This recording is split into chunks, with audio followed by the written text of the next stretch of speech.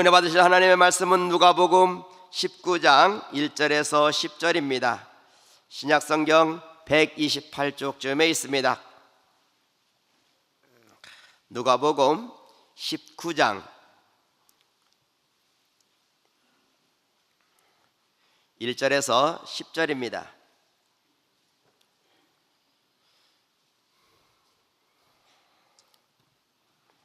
자신 잘 알고 제가 봉독해 올리겠습니다. 예수께서 여리고로 들어가 지나가시더라. 삭개오라 이름하는 자가 있으니 세리장이요 또한 부자라. 그가 예수께서 어떤 사람인가 하여 보고자 하되 키가 작고 사람이 많아 할 수 없어 앞으로 달려가서 보기 위하여 돌무화과 나무에 올라가니 이는 예수께서 그리로 지나가시게 되밀어라. 예수께서 그곳에 오르사 쳐다보시고 이르시되 삭개오야 속히 내려오라. 내가 오늘 내 집에 유하여야 하겠다 하시니 급히 내려와 즐거워하며 영접하거늘 무사람이 보고 수군거려 이르되 저가 죄인이 집에 유하로 들어갔도다 하더라. 삭개오가 서서 주께 여짜오되 주여 보시옵소서 내 소유의 절반을 가난한 자들에게 주겠사오며 만일 누구의 것을 속여 빼앗은 일이 있으면 내 갑절이나 갚겠나이다. 예수께서 이르시되 오늘 구원이 이 집에 이르렀으니 이 사람도 아브라함의 자손이미로다. 인자가 온 것은 잃어버린 자를 찾아 구원하려 함이니라. 아멘. 이 시간 시온성가대 찬양으로 하나님께 영광을 돌리겠습니다.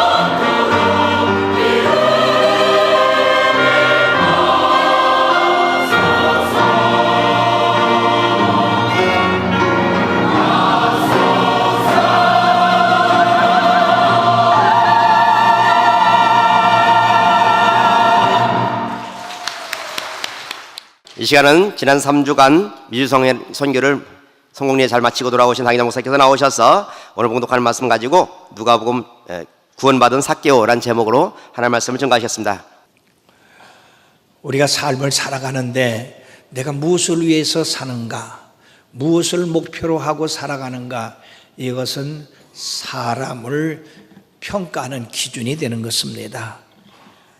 사람들은 재물을 얻고 명예를 얻으면 행복한 줄 압니다만은 실질적으로 행복지수를 연구한 결과 잘 사는 나라보다 빈곤층 나라들이 행복지수가 높다고 하는 겁니다.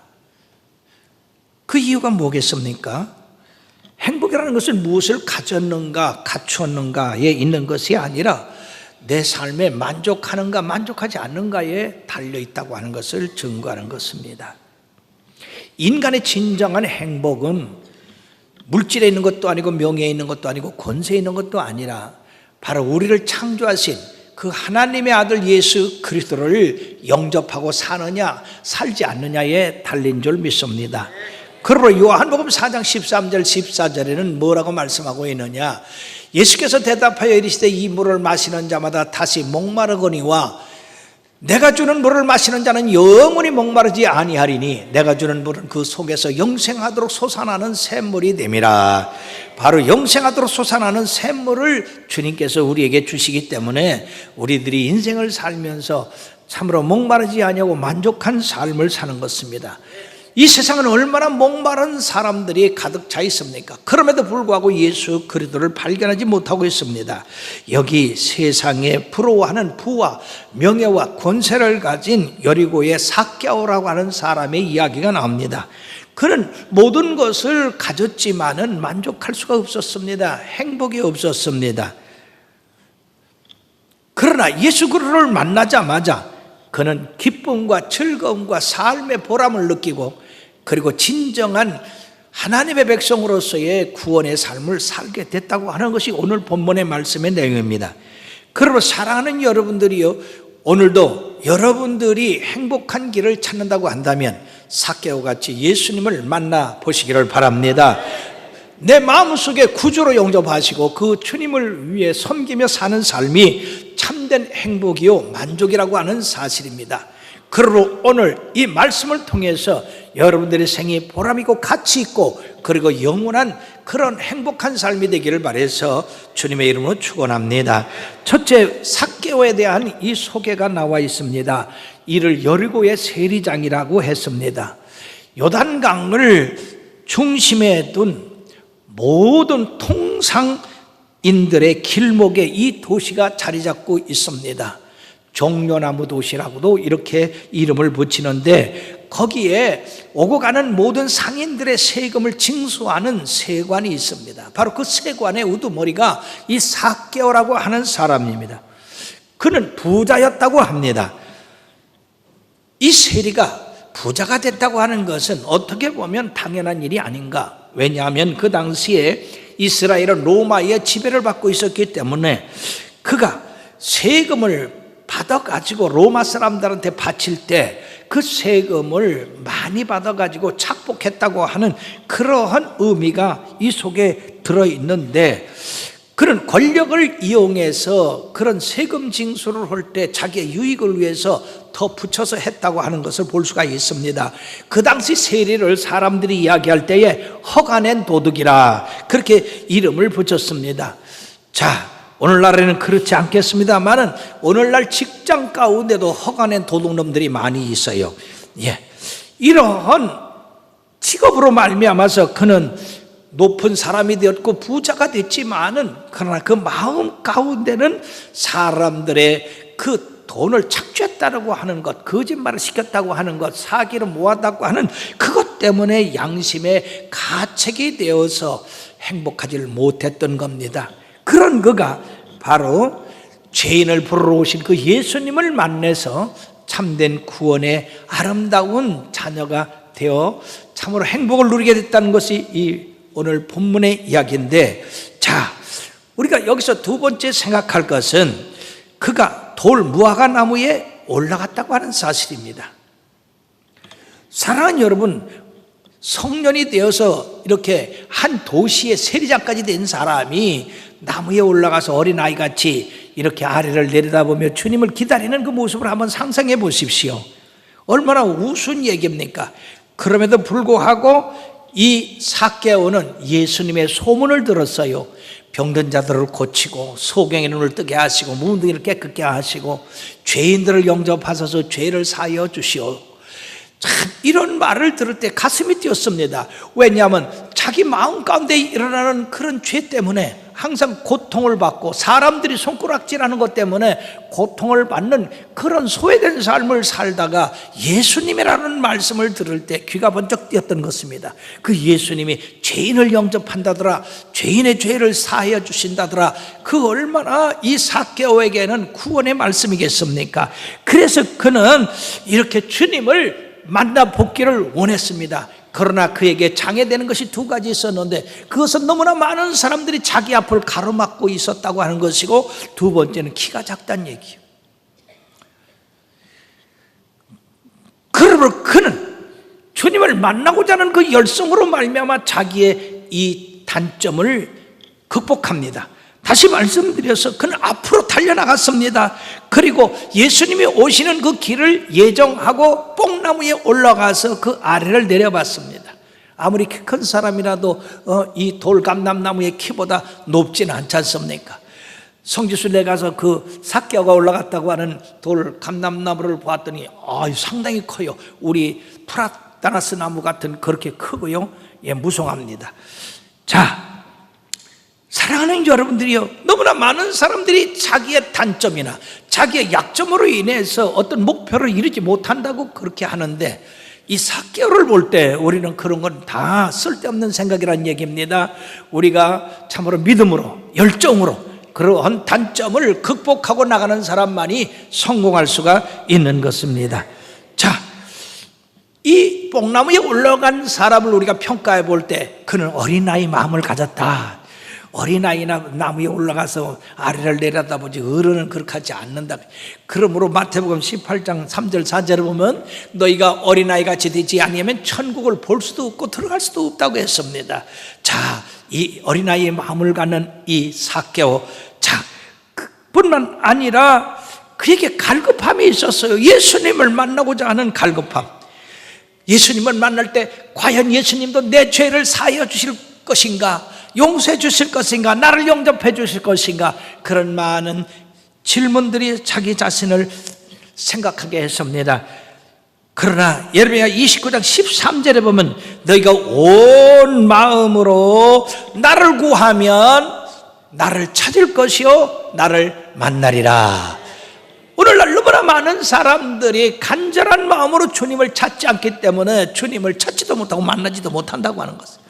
그러나 간절한 마음으로 전심을 다해서 주님을 찾으면 만나게 될 줄 압니다.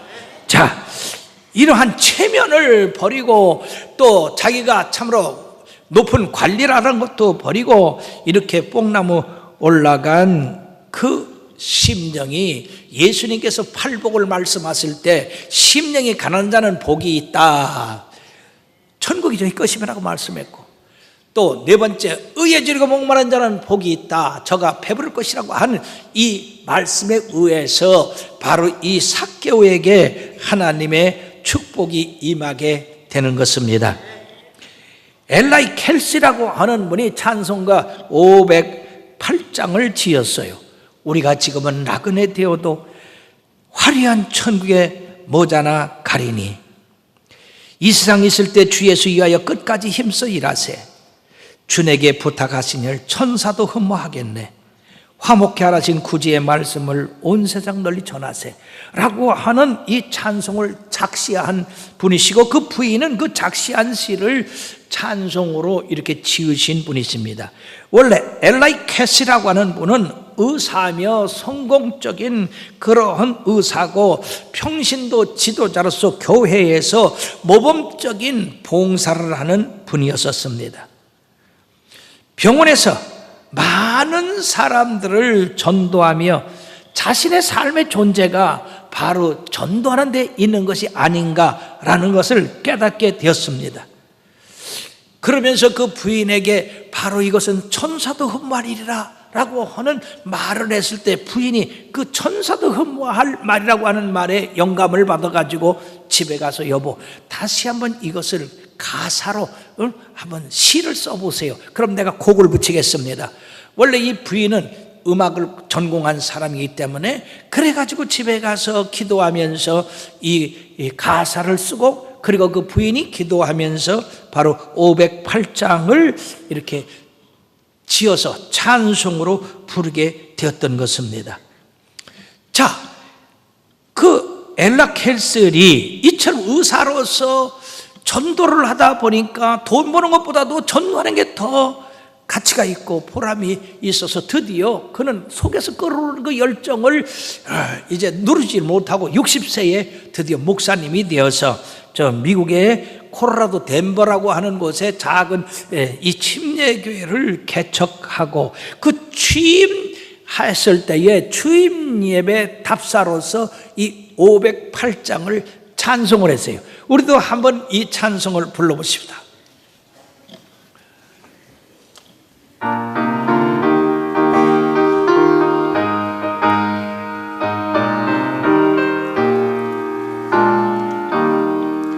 우리가 지금은 나그네 되어도 화려한 천국에 멀잖아 가리니 이 세상 있을 때 주 예수 외하여 끝까지 힘써 일하세 주 내게 부탁하시네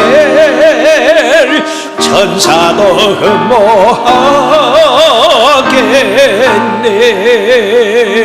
화목해 알아신 구주의 말씀을 온 세상 널리 전하 다시 한번 우리가 지금은 나그네 되어도 화려한 천국에 나가리니 이 세상 있을 때 주 예수 회하여 끝까지 힘써 일하세 주 내게 부탁하시네 천사도 흠모하겠네 화목해 알아신 구주의 말씀을 온 세상 널리 전하세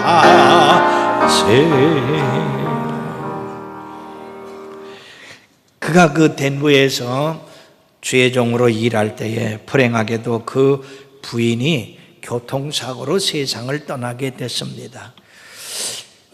그때 사람들이 이 엘라이 켈셀에게 질문을 합니다. 당신이 목사가 되지 아니하고 의사로 있었다고 한다면 그 부인이 그렇게 쉽게 세상을 떠날 수가 있느냐? 그렇게 목사 된 것을 후회하지 않느냐? 라는 그런 질문을 받았을 때 그분은 이렇게 대답을 했습니다. 우리 부인이 살았을 때 나그네 인생길에 행복한 전도자의 곁에 머무르는 그런 축복을 받게 된 것은 나에게 참으로 행복한 일이다. 혹시 내가 먼저 이 세상을 앞서가는 일이 있을지라도 난 변함없이 당신의 하늘의 응원자가 되어 함께 복음의 증인이 될 것이라고 이야기했다. 그리고 그 장례식 때 바로 이 508장을 불러달라고 요청을 했던 것입니다. 의사로서 풍성한 삶을 살 수 있음에도 불구하고 그것에 만족하지 아니하고 예수 그리스도를 전하는 것 그것에 참 만족을 누리고 그리고 그 속에서 이런 찬송이 우러나오게 되는 것인데 바로 우리가 이런 사명을 감당하는 것은 천사도 흠모할 일이다. 하나님께서 천사를 보고 전도하라고 한 것이 아니라 우리를 통해서 전도해서 많은 사람을 구원하려고 한 바로 그 일이다 하는 것입니다. 사랑하는 여러분, 인생의 참된 가치를, 무엇이 중요한지를 깨닫는 여러분들 되기를 주의 이름으로 축원합니다. 여기서 세 번째는요, 우리 예수님이 그걸 그냥 지나간 줄 알았어요. 자기를 몰라볼 줄 알았습니다. 그러나 그 밑에 서서 위로 올라다며 삭개오야 속히 내려오라. 내가 오늘 밤 네 집에 유하야 하겠다. 얼마나 놀라운 일입니까? 세상에 그 많은 사람들 가운데에 자기의 이름을 안다는 거, 이게 놀랍지 않습니까? 우리 주님은 전지전능하신 분이라 우리의 머리카락까지도 세신 바 된다고. 여러분들은 혹시 예수님이 난 모를 거야, 이 많은 사람들 가운데. 여러분, 나는 여러분들 다 몰라도 우리 예수님은 다 알고 계세요.